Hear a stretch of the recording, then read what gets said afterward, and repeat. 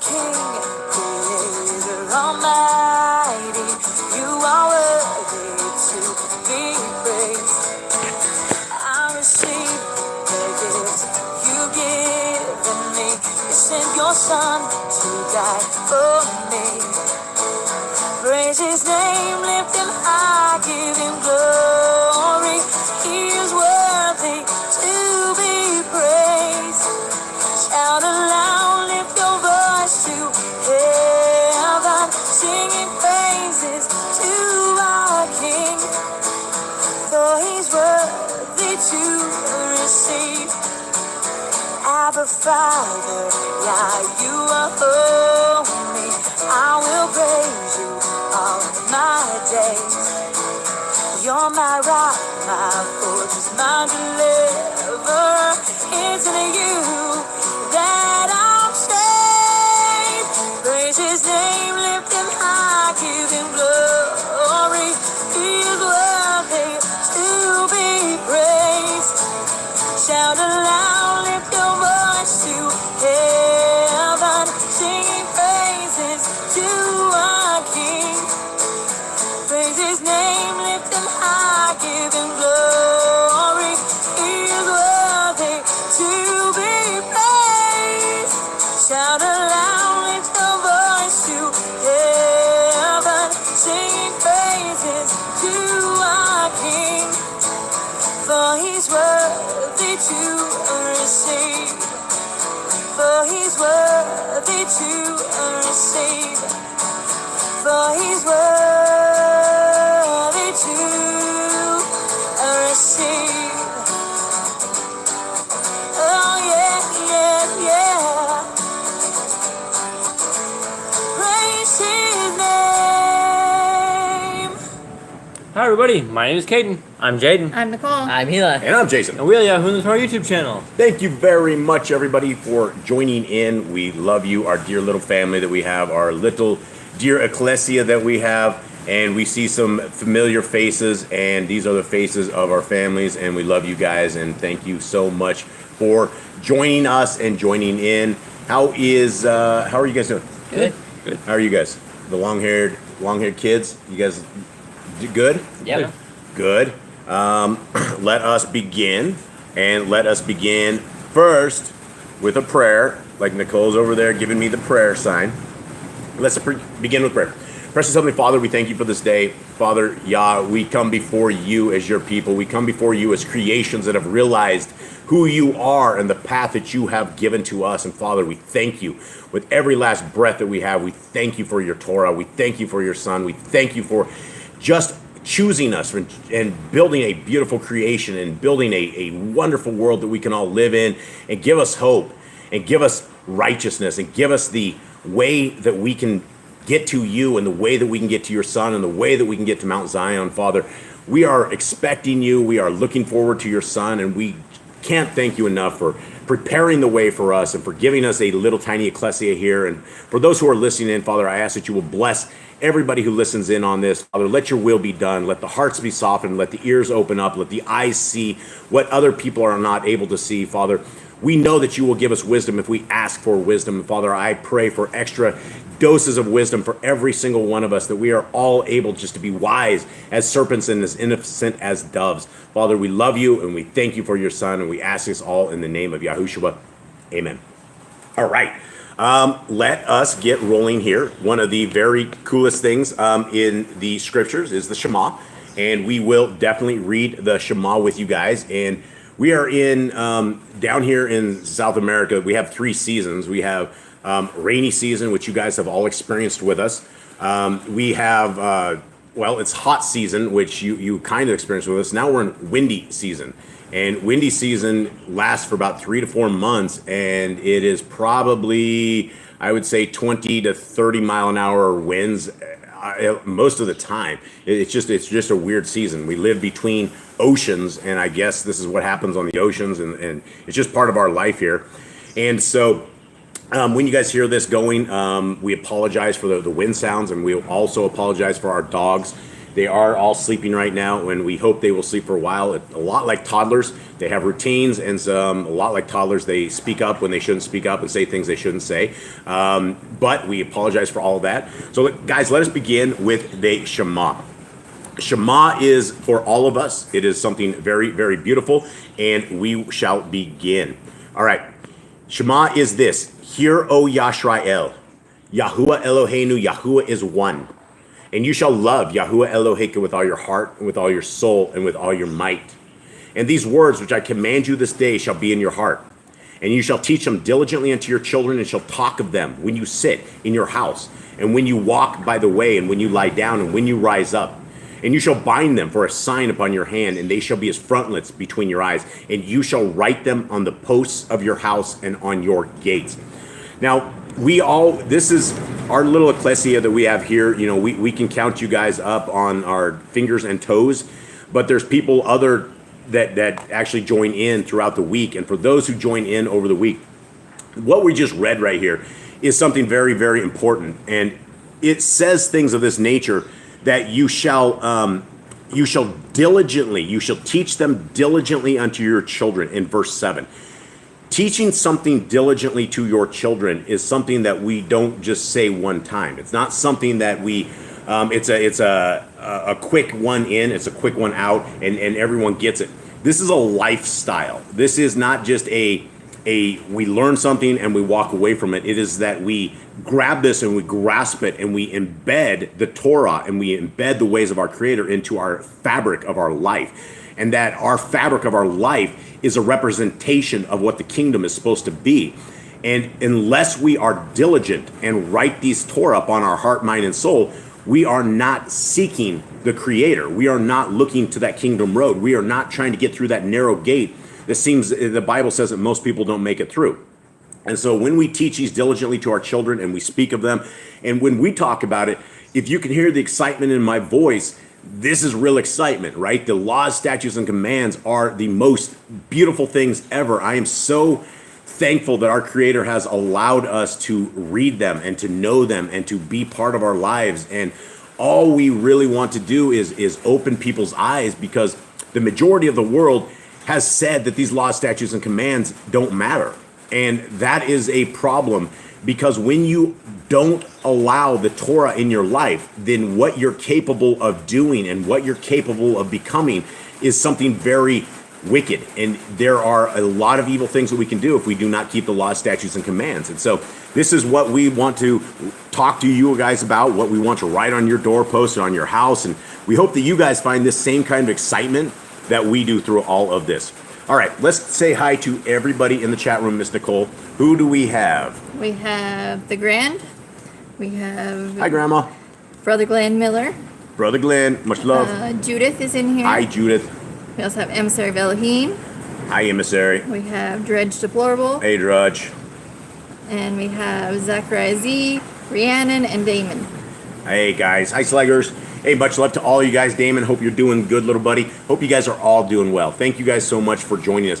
Now, we're going to go through the same stuff that we go through every week, but this time it's a little bit different, because now we have the laws of our Creator, which are no more 174, but now we have Yah's laws, and then we also have Yah's laws of the land. And so you will notice when we get to this part, you will notice some of these laws of the land, it's a little bit different. And so we want to go over these together as all of us, as a big family. And what you got, Mr. Cole? Anyone in there? Maish and Lisa. Hi, Maish. Hey, Lisa. Hi, Lisa. Maish, how you guys doing? Much love to you guys both. Okay, gentlemen, are you guys ready to go through the most exciting, most amazing, most critically acclaimed words of ever? Yeah. Well, I'm ready. Boy, that wasn't much. I was hoping for something much more than that. Okay, I was hoping for fireworks or drum rolls, or you guys like, yeah! But I guess we'll just go here. Okay, gentlemen, let's go through these first. These are the laws, statutes, and commandments that we can keep today that do not apply to the land we are in. They apply to all of us. And this is what we are supposed to diligently teach to our children and diligently teach to everybody out there. So let's start with this, and all of these are laws that we can keep today. No ifs, ands, or buts. We've taken out the ones like stoning the witches, warlocks, and all of the evil things like that. And we'll go over those in just a bit, because I believe that even though they are laws for the land, we all need to know these laws right now. And we were actually going over another Torah commands book in another lesson that we were doing. And I don't really like that Torah commands book. It does lay the laws, statutes, and commands out for every individual, like men, women, priests, things of this nature. And I guess that's good, but I believe that all of us as children of the Most High need to know all of these laws. I don't think there should be any kind of mystery.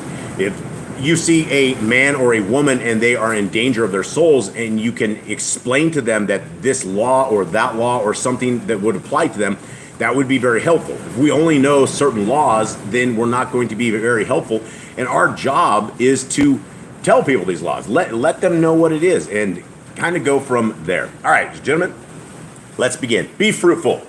Multiply. Replenish the earth. Subdue it. Have dominion over the fish, fowl, and every living creature. Okay, the herb buried in every tree is for food. Man and woman should build their own families. Master sin. Every clean moving thing that lives shall be food for you. Do not eat the blood.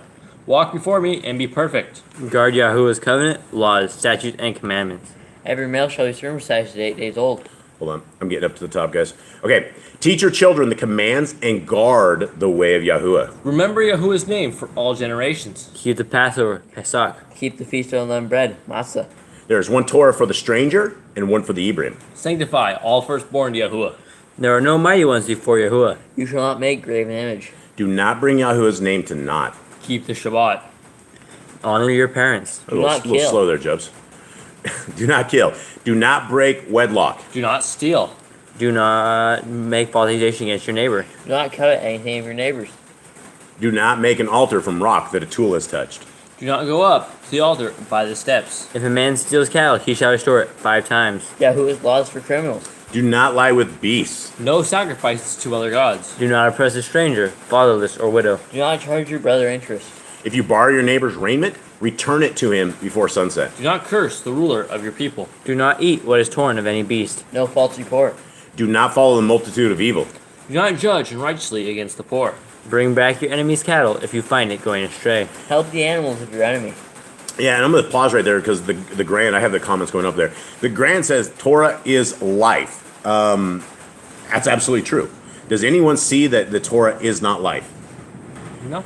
It's life for us. It would be death without the Torah, right? And Right. so these are yes, Torah is absolute life. All right, stay away from rumors and gossipers. Take no bribes. Do not oppress a stranger. Love the stranger. Give your land rest in the 7th year. Do not mention any pagan names. Do not, keep the feast of Yahuwah. Do not cook your goat in his mother's milk. Obey the messenger Yahuwah sends before you. Do not bow down to other Elohim. Serve Yahuwah. Make no covenant with other Elohim or outsiders of the land. Do not make or use this anointing oil on a normal person. Do not make or use this perfume on a normal person. All right, enunciate, dear son. Okay, do not eat the fat. And let's stop real quick on this because we were talking. I've had some really good discussion over last Shabbat when we were talking about this. What it is this is a very interesting commandment. Some people will eat the fat, and some people. In fact, I think Rhiannon was talking about the different kinds of fat that is out there. And what I know of as fat, and I guess we can talk about what goes into hamburger, what goes into sausage, what goes into all of this stuff. And my uncle, when I was a kid, I lived in Colorado Springs for a little bit, and he had a meat packing plant. And so as a child, I think I was only like 7 or 8 years old. I wasn't very old.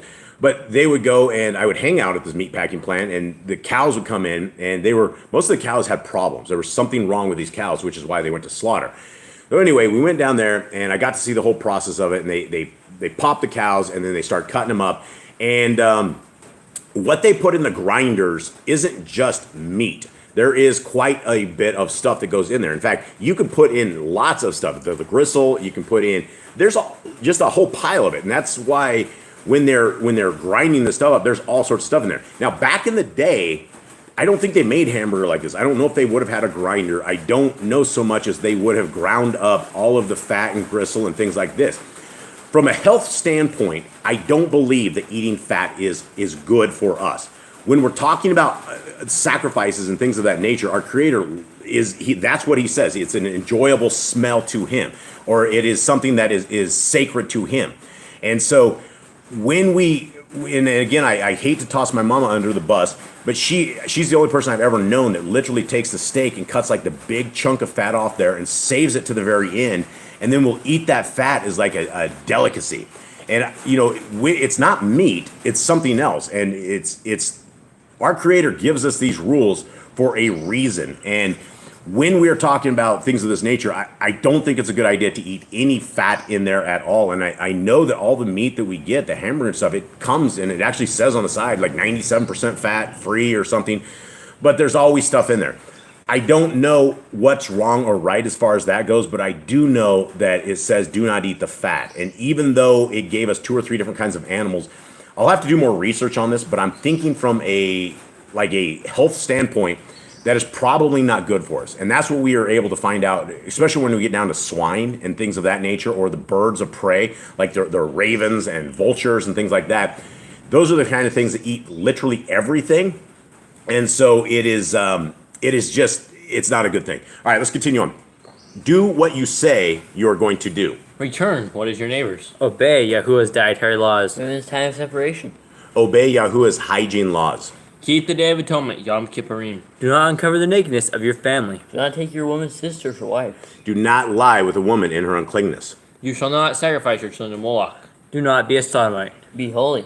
Do not reap the corners of your field, or you shall not glean your vineyard. Do not deal falsely or defraud your neighbor. Do not lie or be a liar. Pay your workers for the day's wage they are due. Do not harm the disabled. Do not endanger your brother or your neighbor. Do not hate your brother. Rebuke your neighbor for his sin.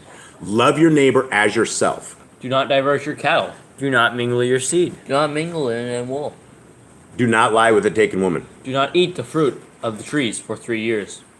Do not practice sorcery. Do not round your beard or the corners of your head. All right, if you ever get a beard, right, Eli? Just kidding. Okay, do not get tattoos. What happens if you get a tattoo? I think we skipped don't cut yourself for the Okay, dead. don't cut yourself for the dead. Do not cut yourself for the dead. Do not get tattoos. Now, what happens if we're not in Torah and we end up with a tattoo? What do we make of this? I mean, some people, there's people that try to get these off. Are we burned? I mean, have we broken it? Are we in trouble? So, tattoos are kind of part of our body. They come living in our skin. Yeah, they do. And I know when you get there's tattoo removal, laser removals, they broke the science thing down on it. When you get it laser removed, it breaks down and filters out in the blood, so that when you eat the laser removal on a tattoo. Huh. Interesting. Yeah. Very, very interesting. And so I do know there's those who get tattoos and they weren't in Torah, but they are now in Torah. And so this is very interesting. But for those of us who are in Torah, that's what we don't do. We want to keep our temples as undefiled as possible, and that's what the pagans do. Is they do a lot of tattoos and things like that, for sure. Okay, do not prostitute your daughter. Do not defile your temple. Do not consult the medium. Respect your elders. Have correct weights and measurements. Do not walk in the manner of the nations. Keep the feast of first fruits, Shavuot, or count. Keep the feast of trumpets, Yom Torah. Keep the feast of Sukkot, Shimni Atzoret. If you blaspheme the name of Yahuwah, you shall be put to death. If you kill your neighbor's animal, you must give him another. Okay, hold on here. I think Commandment 98 is something that would have to go to the land, right? Because if this was the case, you would have to take out all of Hollywood, right? I don't know so much they make a movie anymore where they do not. They're completely blaspheming the name of our Creator, and they're doing horrible things like that all the time. So we will have to send, basically 98, I think, will need to go to commandments for the land. Okay, continuing on. If you kill your neighbor's animal, you must give him another. Repay injury for injury. Honor the Jubilee year. Confess your sins to Yahuwah and repay who you have trespassed against. The Torah of being a Nazir. Wear a tzitzit on the 4 corners of your garments. The laws of whoever touches a corpse. Follow Yahuwah's laws of inheritance. The laws of whoever touches a corpse, that involves a red heifer. Right, that involves a lot of stuff. But That involves stuff that we couldn't. I don't know so much as we have a way to. I mean, this is definitely one of these ones that are for the land. I mean, think. we can still wash and ask for forgiveness. Right, right, absolutely. But I mean, what they're talking about also as well is they're talking about it, priesthood stuff and a red heifer and a lot of stuff. So I don't know if maybe that's one we need to discuss and possibly go over there. But you are definitely unclean when you touch a corpse, and just so everyone knows. Okay, follow Yahuwah's laws of inheritance. Follow the Torah of keeping your oath to Yahuwah. Do not add or take away from the word. Guard your soul. Learn to fear Yahuwah. Shall love Yahuwah with all your heart. Bind the laws upon your hand and the frontlets between your eyes. Write the laws on your doorposts. Do not tempt Yahuwah. Do what is right and good in the sight of Yahuwah. Do not be afraid of your enemies. Remember Yahuwah. Circumcise your heart. Cleave to Yahuwah. Swear by his name. Destroy graven images. Do not make an idol of Yahuwah as the pagans do to their Elohim.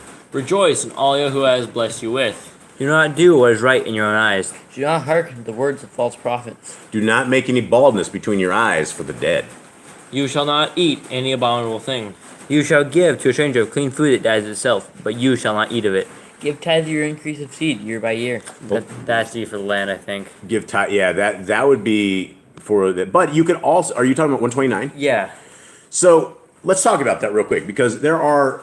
You have. I mean, there's very, very, very few Torah channels out there that do not have a donate button at the bottom of it. I have now found 2. I think that I've found. Everybody else has a way to donate if you would like to donate, and you will even have preachers like Jim Staley who tells his people you must tithe, and then he brings up the Melchizedek priesthood when Abraham came back and Abraham gave basically this is the son of Noah his 10%. Is tithing biblical? Yes, but see, this commandment here, I think, is for the Levite. I think you're supposed to go give the Levite this seed here.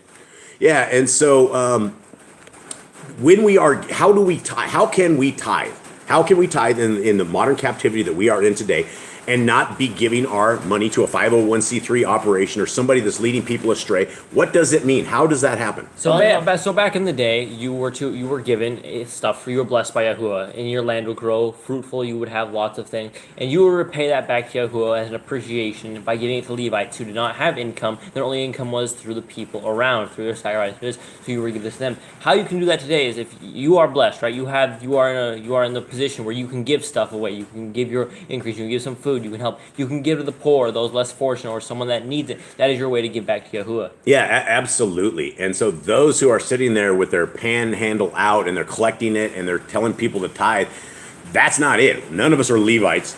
The entire tithing process was for a support system and a way for the Levites to be able to administer to our Creator as they administer to our people. And it was as they had a full-time job, right? That was their full-time job. Now anyone can go out and get a job, whereas we don't have priests anymore because Yahushua came and basically became our priest and our sacrifice. We have to basically fend for ourselves as priests, right? We have to pray for forgiveness through Yahushua, and that way the people who teach the Torah was everyone back in the day. All the Israelites were teaching their neighbors about the Torah. It was a normal thing. If you go out and teach the Torah, that should not mean that is how you're going to take people for their money. Right. Okay, let's continue on. Laws of the 7-year release. Do not borrow from the nations. Do not harden your heart nor shut your hand from the poor. Guard month 1 of Yahuwah's calendar. 3 times a year, all males shall appear before Yahuwah. That might be the land, right? Because, Yeah. I mean, you had to go to the temple, right? In Jerusalem? It would be, but it's still a command as well. It is still a command. Let's read it, though. We'll read it and go through these. But this is what we're trying to do is the discussion on that. Okay, you shall make judges and officers in all your gates. Do not plant Asherah poles near the altar. Don't plant them at all. There must be 2 or 3 witnesses. Hearken to the prophet Yahuwah has chosen. Prophet test of Deuteronomy. Do not remove your neighbor's property line.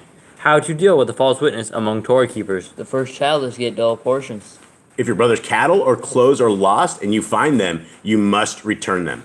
A woman should not wear what pertains to a man, nor a man wear what pertains to a woman. If you find a bird's nest with the mother and the babies or eggs, take the babies, but not the mother. If you build a new house with a flat roof that will be lived on, you must put a railing around it. Do not be a prostitute. Do not use dirty money. The law of divorce. Do not take a person's millstone for a pledge. If you lend to your brother, do not enter his house to get your payment. He must bring it to you. Return his clothing before sunset if that was his pledge. Do not oppress a hired servant that is poor and needy. Every man shall be put to death for his own sin. Do not go back for the forgotten sheep in the field. Leave it for the stranger, fatherless, and widow. Do not muzzle your ox when he treads out grain.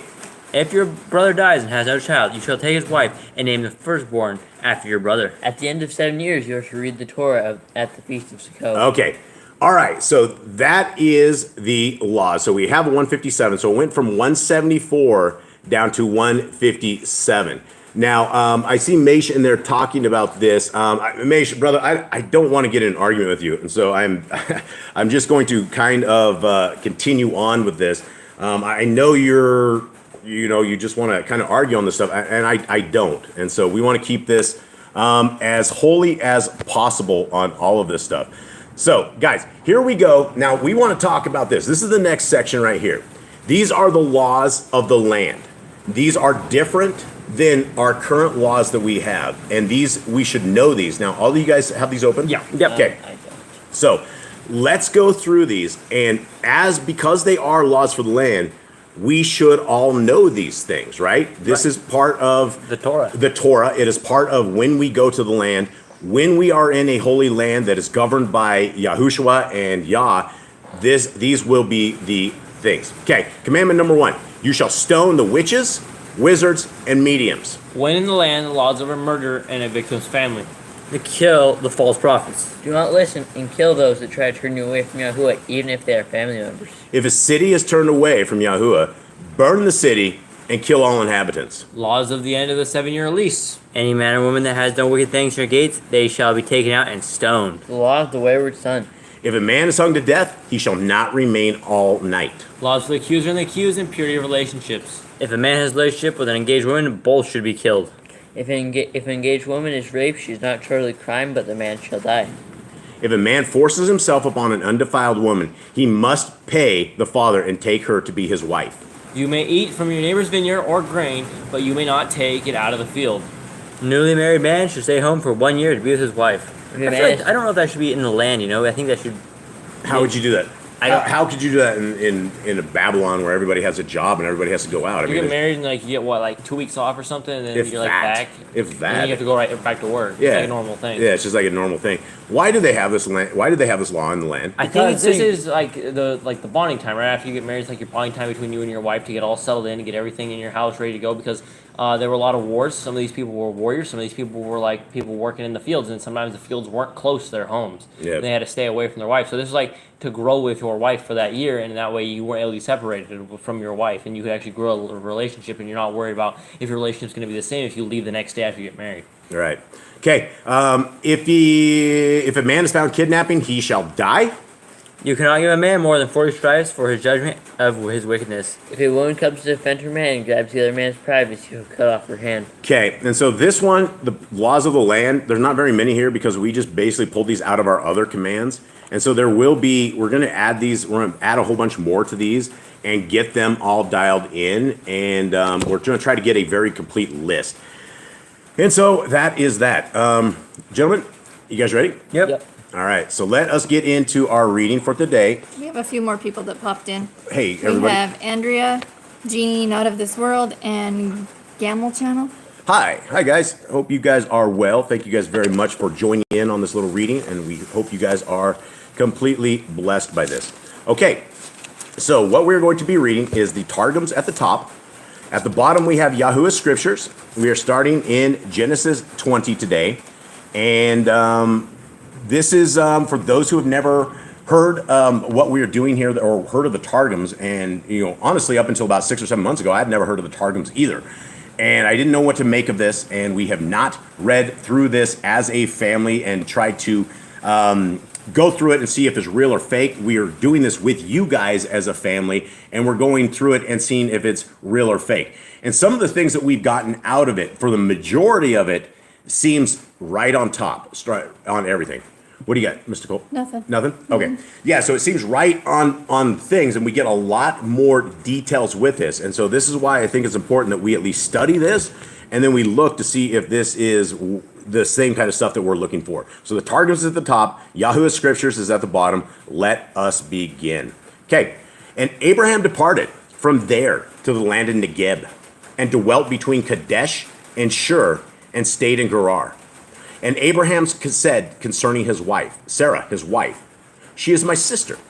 And Abimelech, sovereign of Gerar, sent and took Sarah. Okay, so we've heard this before. He did this once before, and he got the king of Egypt cursed, like really badly cursed, and scared him to death that he kicked him out of the land. Yep. And then he just did it again. And then we see later, as we get to further chapters, that Isaac does the same thing. Yeah, they all seem to have this kind of issue. I think at this point, Abraham should know that nothing's going to happen to Sarah at this point. He's with Sarah. He's been promised this. I mean, he's been promised a child. All these things. I feel like he literally stood with like 3 messengers as he watched Sodom and Gomorrah burn, right? They told him they're going to go burn it, and he like talked to Yahuwah personally saying, would you save the city? And he saved his own family members because of Abraham himself. I think Abraham should have a little more faith in this situation. It is a scary situation to go in, especially if he had a beautiful wife. As they say, it is easier to judge a man than to walk a mile in his moccasins, as they say. The world that they lived in, I would have to say, is far more violent than the world we live in. Right. Entire villages could be wiped out. You know, you saw the children of Jacob when they went in and they took out cities. I mean, they went out and took cities, and they took all sorts of things, and it was just violent. It was very, very easy to lose everything. And, you know, for all of us, faith is a huge thing, and faith can waver. And that is the point of unwavering faith. We're not supposed to allow ourselves to get in that position. But until we walk a mile in a man's moccasins, we don't know exactly how that went down. But I believe that Abraham's faith is strengthened by this, for sure. Okay, 3. But Elohim came to Abimelech in a dream by night and said to him, see, you are a dead man because of the woman whom you have taken, for she is a man's wife. However, Abimelech had not come near her, and he said, Yahuwah, would you slay a righteous nation also? Did he not say to me, she is my sister? And even she herself said, he is my brother. In the integrity of my heart and in the innocence of my hands, I have done this. And Elohim said to him in a dream, though I know that you did this in the integrity of your heart, and so I kept you from sinning against me, for this reason I did not let you touch her. Okay, do we remember this in extracurricular books? Is this the one where he went out to touch her and his hand got all jacked up, or he had there was a messenger? Which story was this? Ooh, I think it was this one, because the one before in Egypt where they all got plagued and like they were about to get like boils on them, and there's a whole bunch of terrible stuff that was about to happen to him. Yahuwah promised them if he did not like leave Sarah alone. Yeah, so I think that this wasn't an overnight thing. This was it took a while to get to this when point. When Abraham like said she's my sister, there was like a while like he would take her, like the king would take her into his castle and leave her there and like treat him really well. I think it was in the span of like 6 months. Like one of them said it was roughly 6 months or something about there. And can you imagine having your wife in with the king and you're still a peasant on the outside? It would break your heart. It'd be stressful. Very stressful. You have no idea what's going on with your wife at all. Okay, let's continue on. 7. Eli, do I need to go pick up? One more. Okay, and now return the man's wife, for he is a Nabai, and let him pray for you, and you live. But if you do not return her, know that you shall certainly die, you and all that are yours. So I think it's interesting here that he says he's a prophet. Yeah, that's right. You know, he said like a shepherd or like a father of many nations. He is a prophet. A Nabai, yeah, it does say that. Is also, interesting. Abimelech like called out to Yahuwah. He's like, Yahuwah, I did this kind of thing. Did he already know Yahuwah? Did he already know of his existence? Like, because you know the king of Egypt, they all have their false deities. They all pray to something else. Was Abimelech a righteous man? Was he a righteous man before Yahuwah? I don't know. I do not know that. All right, so let's continue on. Let's head up here. This is in the Targums, guys. Let's read what the Targums has in difference. Okay. And Abraham went on from thence to the land of the south, and dwelt between Rechem and Chagra. I don't know if that Chagra is that. What did you guys say? I think it's Kadesh and Gerar. It could be. He said he journeyed from the country of Negev and dwelt between Kadesh and Shur, and sojourned to Gerar. Okay, and had his habitation in Gerar. And Abraham said concerning his wife, she is my sister. Now, was this a lie? No, we learned actually later in this chapter. No, he's not lying. Okay, and Abimelech, king of Gerar, sent and took Sarah. King of Arad is what the other translation says. So instead of king of Gerar, it says king of Arad. And I'm not sure what that means. But let's continue on. And a word came from before Yahuwah unto Abimelech in a dream of the night, and said to him, Behold, thou diest because of the woman whom thou hast carried away, and she, a man's wife.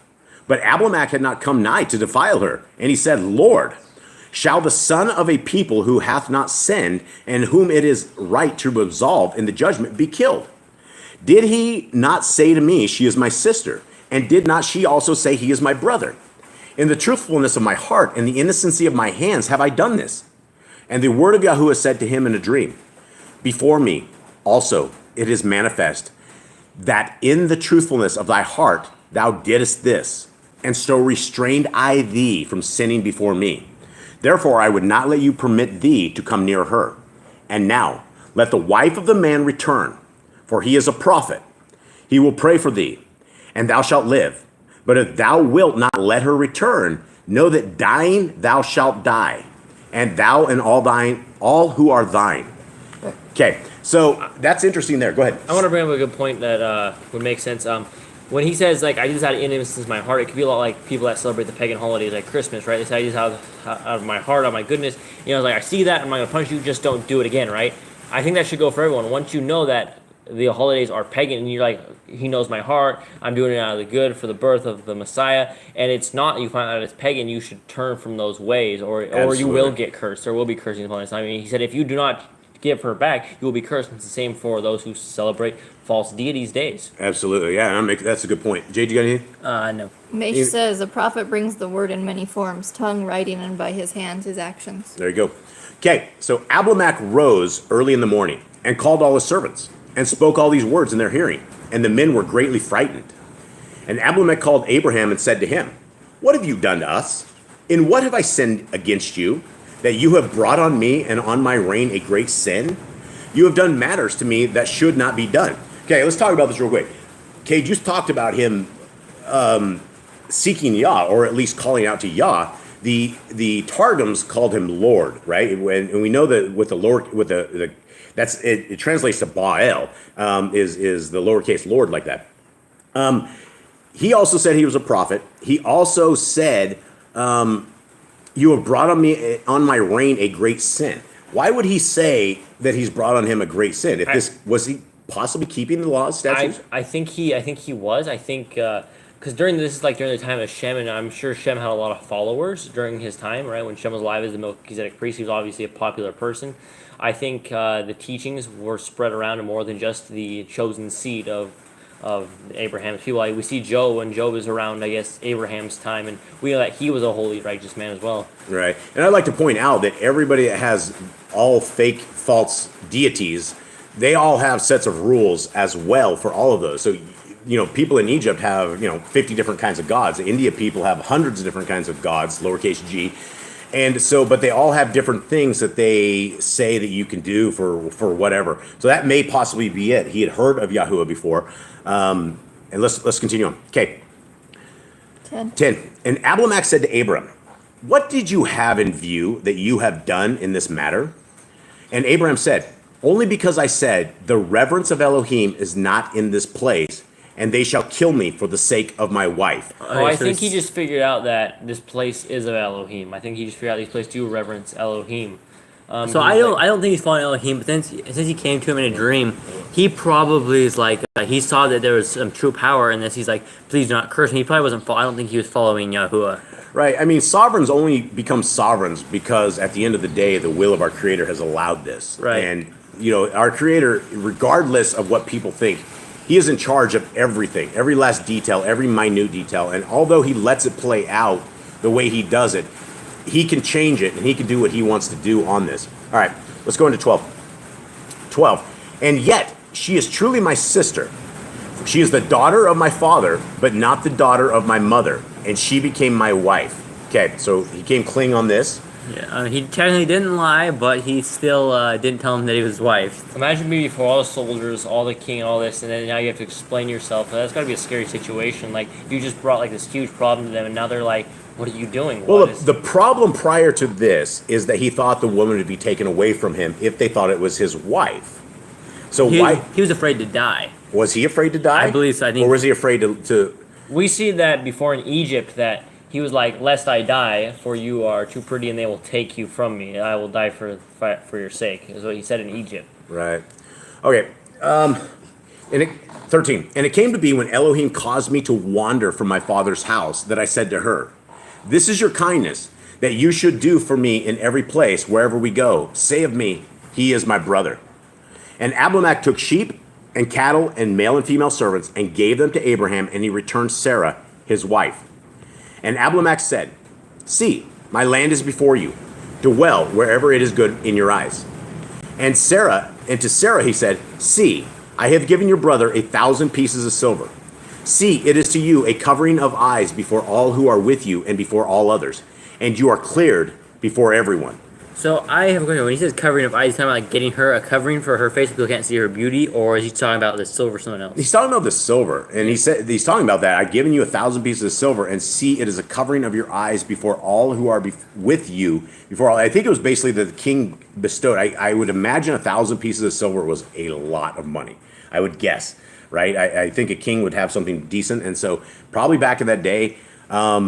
I don't know what exactly he means by that. Anyone else have anything? I don't know. Maybe that's the way to like maybe he did get her covering of eyes so that they couldn't see her beauty. I Maybe. think this is what he's trying to say is like to make this up to you, to make up all the problems that like this gave you here. This didn't make up to you, like let it like water be under the bridge and everything. I think is what it means. I think it's like a saying for them they had back in the day or something, or it's translated differently. Or maybe than what we're used to in modern English, where it's like let this be good in your eyes. Let us be on even terms here. Cleared. Yeah, that's probably it. Anything going on in the chat room, Mr. Cole? No, Mage just said that the boys were right, that Abraham feared for his life, as his Amal was not perfected yet.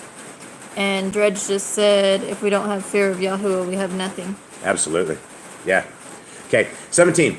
And Abraham prayed to Elohim, and Elohim healed Abimelech and his wife and his female servants, so they bore children. For Yahuwah had closed up all the wombs of the house of Abimelech because of Sarah, Abraham's wife. Okay, so this might give us an idea of a timeline right here, because we know that it wasn't just a one-time thing. It wasn't an overnight thing. This was a while. And so how long do you think it would have taken them to figure out nobody could bear children? Okay, so That could have taken 6-7 months. Yeah, it could have been a while. But the thing here, because remember when we had the angel, they said within 1 year from this time you will bear a child. At some point, they should have noticed Sarah was pregnant. Oh yeah, is Sarah pregnant this time? Yeah. She should be because She is. this is right after he said that 1 year. It says it further in the chapter. Maybe there was some sin with Abimelech. I mean, he would have noticed something, right? Well, how far along would she have been? I don't know. At some point, they would have been able to notice So- something like no one's. It's like right after she gets returned, she has Isaac. So right afterwards, so she would have been Shortly after. months pregnant. She would have, maybe she had on clothes that you couldn't tell she was pregnant or something. There are clothes like that. I know. They're like muumuus or something. Well, and or like most big, of the big women things. that days didn't wear clothes that Right, clung to them anyways, it showed was everything, just right? Yeah, I don't know. I don't know. So, all right, let's continue on with the Targums at the top. And Abimelech arose in the morning and called all his servants and told all these words before them. And the men feared greatly. And Abimelech called Abraham and said, "What hast thou done to us? And in what have I sinned against thee? For thou hadst brought upon me and upon my kingdom a great sin. Thou hast wrought with me works that are not right." And Abimelech said to Abraham, "What hast thou seen, and that thou didst this thing?" And Abraham said, "Because I said in my heart, the fear of Yahuwah is not in this place, and they will kill me for the sake of my wife. But in truth, she is my sister, the daughter of my father's brother, but not of the kindred of my mother, and she became my wife. And it was when they sought to turn me aside to the worship of idols, and I went forth from my father's house, that I said to her, This is the kindness thou shalt do to me in every place to which we come. Say concerning me, he is my brother." Okay, so we get a little more details out of this, guys. On that, it talks right here, and it says, "And it was when they sought to turn me aside to worship of the idols, and I went forth from my father's house, that I said to her." So who is that? So we're talking about his dad, right? Yeah, I think Tarok? yeah. I think this is like after they turned him aside of the idols. I think this is after he killed the idols and they like tried to burn him alive. Yeah. And I think he was just done with the family at that point. I think it was just over. Well, he brought his dad later. I mean, Tarok, didn't he? Didn't his dad come with him? His dad Lot might came have with him. I think his dad might repent at some point. I can't remember. There might be something there. All right, let's continue on. And Abimelech took sheep and restored his wife to him. And to Sarah he said, Behold, I have given 1,000 selene of silver to thy brother. Behold, they are to thee a veil of the eyes, insomuch as thou wast hidden from thine husband one night, and I would have seen thee. For were I to give all that I have, it would not suffice or be proportionate. And the words were debated, and Abraham knew that Abimelech had not come near Sarah his wife. So was she only gone for one night? I don't know. Where do you guys get that? As much as thou wast hidden from thine husband one night.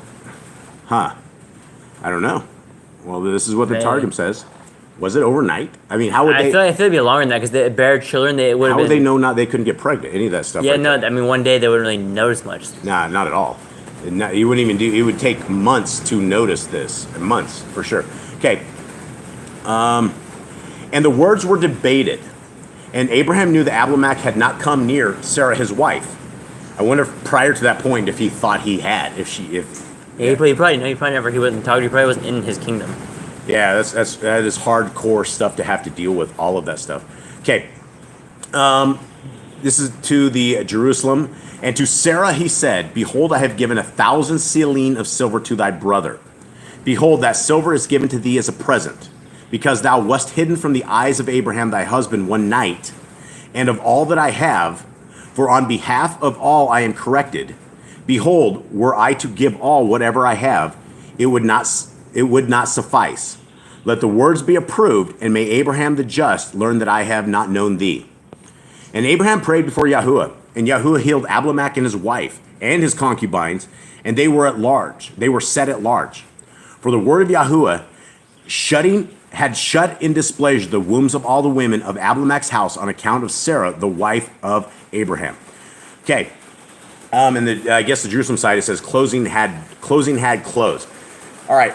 I don't have any answers for how long he was there. I'm thinking it's a while. Like, you just don't know. All of a sudden, your wombs are shut up right overnight. You just won't know that in one day. No, absolutely it would not. be a problem. Like, It would take months and months and months to figure out, or at least a couple months. I would say, or at least maybe a month, right? If everybody in the entire country, all of a sudden, they were not getting pregnant, they would probably notice that inside of about a month, right? All of a sudden, the kids were not, nobody was, or maybe it'd be 2 months, because you wouldn't really notice being pregnant 1 month, would you? Is that even possible? Maybe. Maybe, maybe not. So I don't know. I don't know how long it is. So we will. I think it's definitely more because I mean, if it's like become a problem, Abimelech knows about it. Everyone knows that nobody can get pregnant. It's going to become a multiple Well, it's going to be time huge. ordeal. It's going to be huge. You could cut off an entire kingdom if people couldn't get pregnant anymore. And so that would definitely be something that would be scary to Abimelech. That's yeah. another problem he has. Yeah, definitely. If your kingdom got essentially depopulated like that. With Abimelech, we see that he actually becomes friends with Abraham over time. He actually stays in his lands for quite a while, and Abimelech gets really blessed because the whole land gets blessed. It becomes fruitful. They have wells are there for like generations. Yep. There's a lot of good things that happen because Abimelech actually, instead of doing what Pharaoh did and actually kicked him out, said, "Leave my kingdom, take this woman with you, and just leave." He actually had Abraham stay and actually made him a good friend of his. Yeah. Okay. Well, I think that is it. Thank you guys very, very much, everybody. I hope you guys have a wonderful day. That's about it. Anyone have anything? Jade, you got a Yes, I have the that. wrong blessing, guys. So I think we are going to be heading out. I'm just kind of reading the chat with you guys along with this stuff, and I guess that is it. Let's close up here. Jade, close us out with the Aaronic blessing. And Yahuwah spoke unto Moshe, saying, Speak unto Aaron and his sons, saying, On this wise you shall bless the children of Yisrael, saying unto them, Yahuwah bless you and guard you. Yahuwah make his face shine upon you, and be gracious unto you.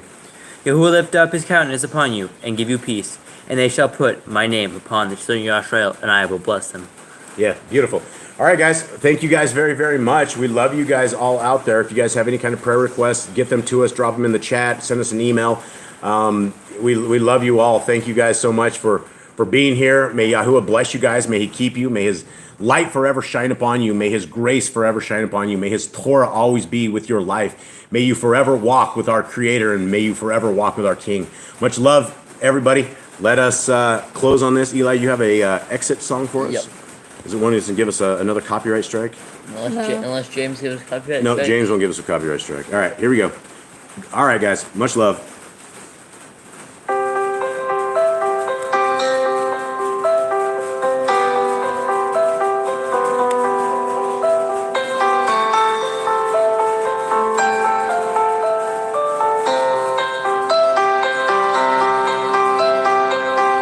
Great is your faithfulness. I'm gonna sing of it when the night falls, when the dark calls, and when the day will break. I'm gonna sing again of your love, unfailing love.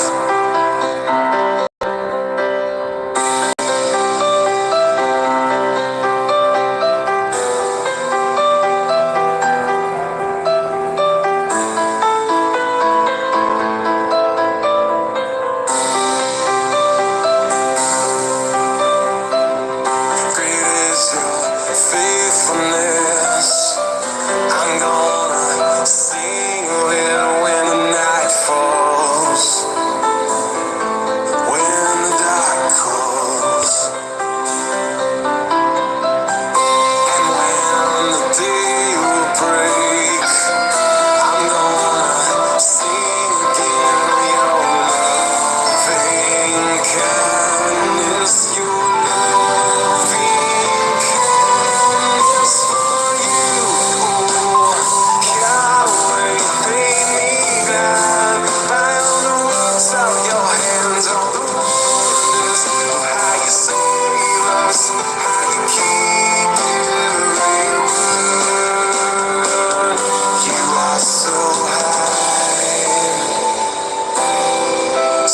high they cannot see.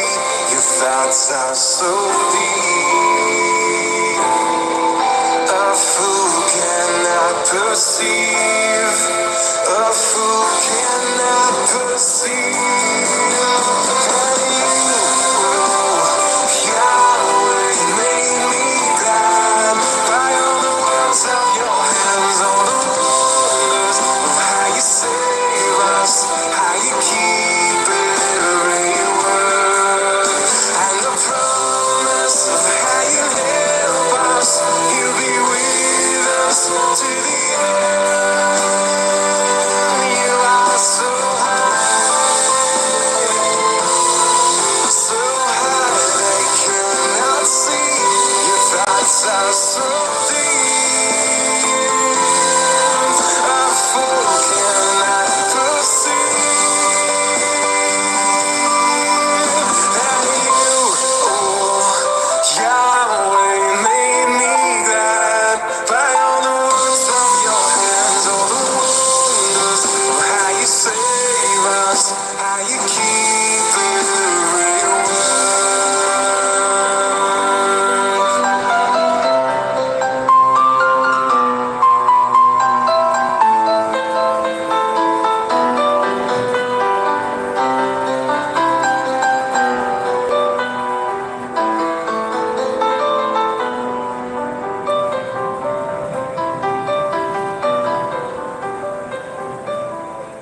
All right, big hugs back to all you guys. Much love to everybody. Shabbat shalom. We love you guys very, very much. May Yahuwah bless you and keep you. All right. Shabbat shalom. Shalom.